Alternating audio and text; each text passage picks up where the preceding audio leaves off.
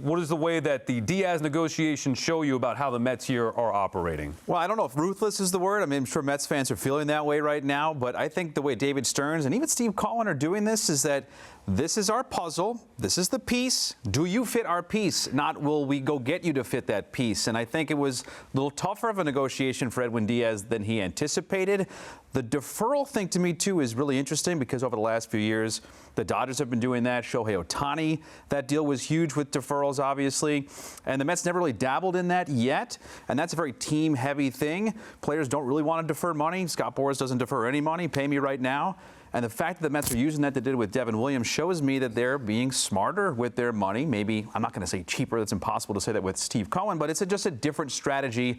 And I think we're seeing that right now. So you say the puzzle piece. I feel like they're trying to take a soggy puzzle piece and they're like, ugh, go in. You know, like when you're puzzle, soggy. You know, like when a puzzle piece gets wet or like it's like. Who gets a puzzle piece wet? Sometimes they get wet. Sometimes things happen to puzzle pieces. I don't know.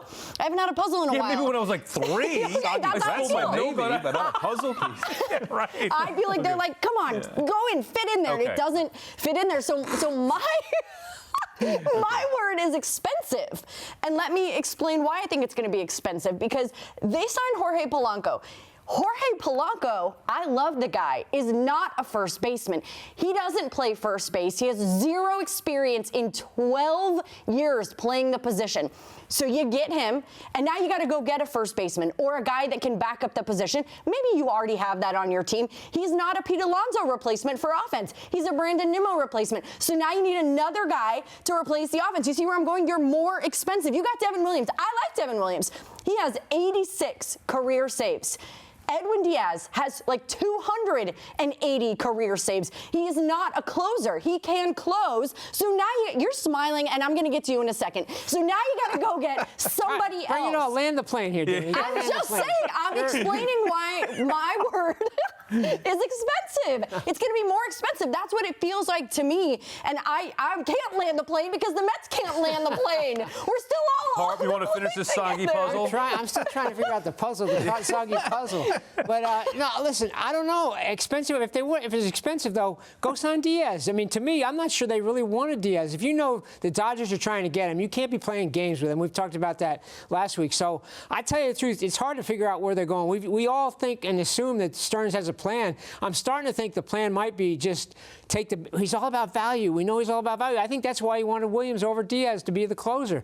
So that one though could backfire big time. Of course it could. Ooh. But you know, Polanco, he's looked as a value guy because it's a 2-year deal. But is he worth $20 million a year? I mean, so and now what's your next move? I mean, it seems like they're going to wait maybe for the market to come back to them, which I feel like identify the guys you want. You have the money to go get them and go get them. It just, I mean, maybe it all works out in the end as it did last year. We're waiting on Alonso. Maybe we're going to wait on Bellinger, other guys. But it feels like they need to be a little more aggressive. I love being disciplined, and I also love not being held hostage to their demands. This is what we value as. This is where we're going. But if you want a player, and I thought that they did want Diaz, hard to justify losing him for $3 million and paying Devin Williams what he got coming off of the year that he did. I think Williams could have good value, but you lose Diaz for that.